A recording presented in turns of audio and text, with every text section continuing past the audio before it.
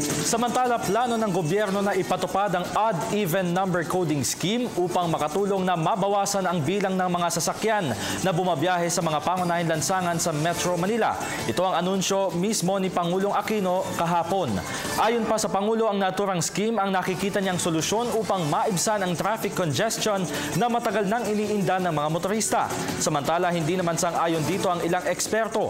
Ayon kay Jose Regin Regidor ng National Center for Transportation Studies sa Universidad ng Pilipinas, ang odd-even scheme ay pansamantalang solusyon lamang umano at sa kalaunan ay hindi pa rin magtatagumpay sapagkat sa ganitong scheme ay maiisipan mga motorista na bumili pa ng mga sasakyan na maaari nilang magamit bilang alternatibo.